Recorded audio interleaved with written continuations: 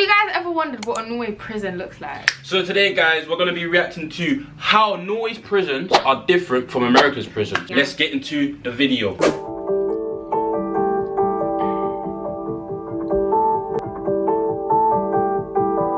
It's not for the prison to judge or to punish.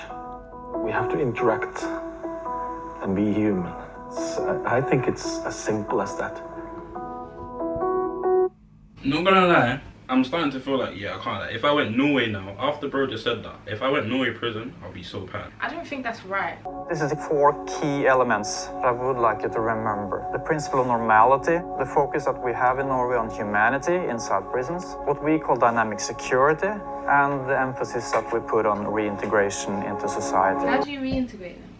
I believe it's by like, let's say you're in prison from like a long period of time, and like you're just out of like social, you know what I mean, social media, like coming back after 10 years, you're gonna be like, what's going on? Who the hell is 6'9"?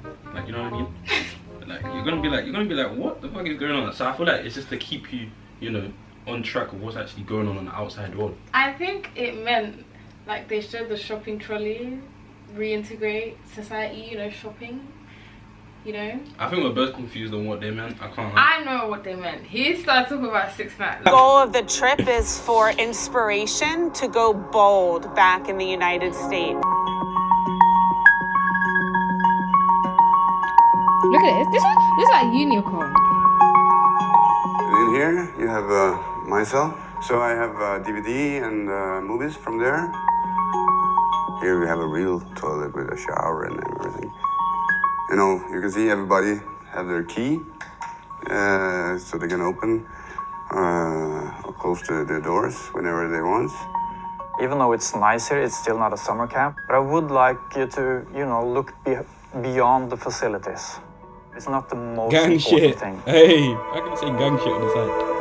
So this is the cell. Every cell is similar.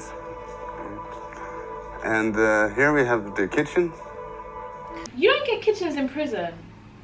You don't. You get given in it. So they have their own kitchen. This is basically like a uni accommodation. I'm not even gonna lie, this is uni. How are they even allowed to be in the kitchen with knives and all of that? Because they're humane. It's trust. Do you know when it's like you trust your kid with something? No. Like, you know when you ban your kid from alcohol, you say, no, you're not drinking alcohol till you're 18. Then when they come 18, now they go out and they start drinking beer. Whereas, you know, if you trust them around alcohol, it's like, cool, have a little bit here, a little bit there. You know, they become responsible because they don't have anything to rebel against. Okay, now, but deep this now, yeah? You know someone, yeah, within the kitchen has been in for murder, yeah? I don't think they put people who are in for murder in like here. Okay, cool. Fair enough, fair enough. Because what I'm going to say is, because that's a metal knife at the back. I know you man can see that glistening at the back. I don't think they will put murderers here. You need to prepare the food. You can see here, it's inside here. That's a really important principle in Norway, which talks about that taking someone's liberty away and taking them away from their family, away from their community, that in of itself is the punishment. So life inside prisons should look as normal to life in the community as possible. And that's very true, because yeah, I agree. Why do we punish, like, because when you look at US, UK, it's like they're being punished, because here I can't, like, they actually treat like normal people. Like, yeah, fact. And it shouldn't be like that. I feel like it depends on what you do. I feel like there should be certain prisons, yeah, of like certain levels of like, you know what I mean, like how bad they are. I agree. Sometimes it's not even your fault when you're in prison. Imagine going through like a US prison and it's not even your fault. That's a vial. That's a vial, man. I mean, these are the problems that people Send me face. Norway, no cap. They're not gonna send. You know, even if you commit the crime in Norway, they're gonna send you back to the UK. They don't want you. No, I want Norway. No, man. they don't want. I want Norway. They don't want you. They're trying to keep their numbers low. we have this washing room. You can wash the clothes. Okay. And, right. Staying in a maximum security prison is not a normal life. And I notice you're wearing just wearing normal clothes. Yeah. That's allowed. Yeah. He's a prisoner. Yes. No way. You know, all this time I thought your bro was just doing the tour. They get to wear their own clothes. What the fuck? That's dirty. No, I can't lie. Prisons in the UK, you get to wear your own clothes. Are you sure? Yeah. You get to wear your own clothes now. I'm talking like an actual prison, not.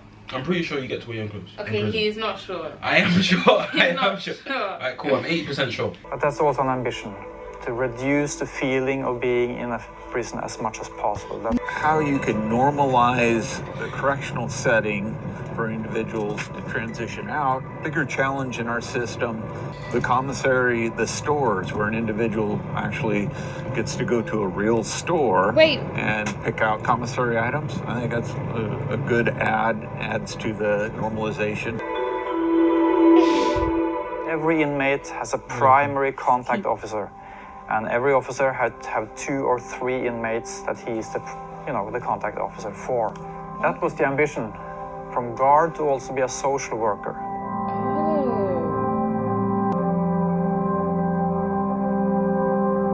The main subjects at the academy: ethics, psychology, communication technique, criminology, law, human rights. Of course, they do learn self-defense. They do learn extraction techniques. They do learn to work as a team. But that's not, that's not the major components. It's about how do you treat people respectfully. This is really, really good.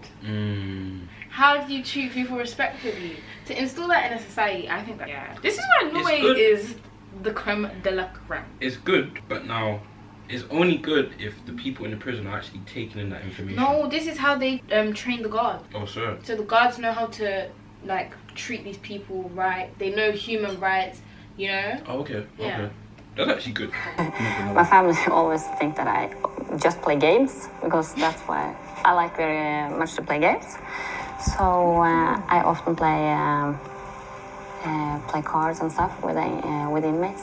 I know in some states it's forbidden and will have consequences for you if you interact with inmates as a staff member.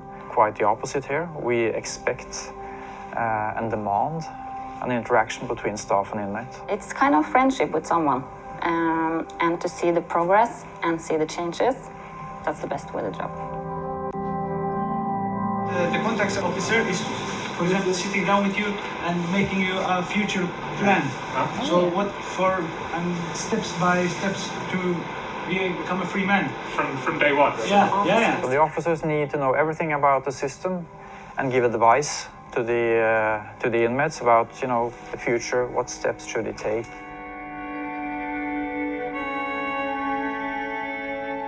I think that means the lowest rates of people going back into prison, and I actually saw in the UK it's 25%. I saw that. So basically, if you go into prison, 25% of people who come out are likely to come back in. So in the UK. Okay. And here is one of the lowest, which is crazy because it's so nice. Would you think that in the UK it should be higher because it's so easy just to get put back in? Yeah, the system doesn't make it easy for offenders to come out and live in the real world. Do you know what I mean? Yeah, but 100%. These officers are here helping them reintegrate into society. Do you know what I mean? Yeah. They're getting that help, so their system is allowing them not to go back in, basically. Okay. Yeah. Fair.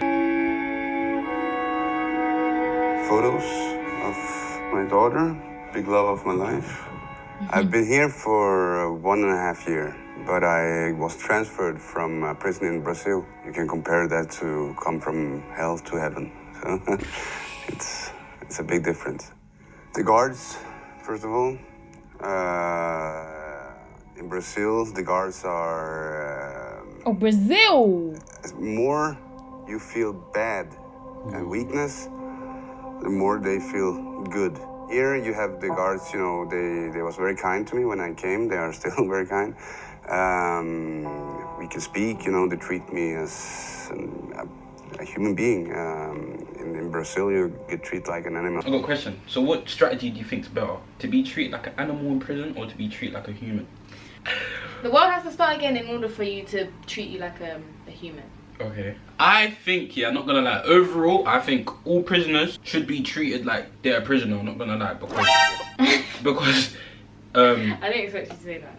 Because they shouldn't be there in the first place, and the fact that they're getting treated like that, they wouldn't want to be there. You know what I mean? Yeah. So they would try their best to stay out of there, but obviously, if they go back in, they go back in. But that's not true, because our statistics say that 25% of people in the UK re-offend, whereas Norway has the lowest. If they go back in, they go back in. So you think that they should treat prisoners like animals? Yeah. The bad people, the really bad people, they should. But as a whole, everyone, yeah, they should. Not gonna lie, because I can't lie. Prison's just a lesson. It's a lesson, and I feel like you learn best when your lesson's really bad. Bruh. No. Yeah, man. I do think that's very harsh. It is harsh, but I can't lie. This topic is a harsh topic. You're gonna have to be harsh. I can't lie. If I knew you was going to Norway prison, I would have peace of mind. That's what I'm saying. Send me Norse. I'm there. But if I knew you were going to UK prison, I don't have as much peace of mind. Yeah, no, what? UK techie. Without approaching people with respect and dignity, it's impossible to sit down the next day and talk about his future, because he will not have any trust in you. So in order to, work well with reintegration and future planning, etc., there has to be, a foundation there of trust between the staff and the inmates. I have big opportunities here to prepare myself for the life after prison. I thought there is still hope. There is still opportunities, to get a good life.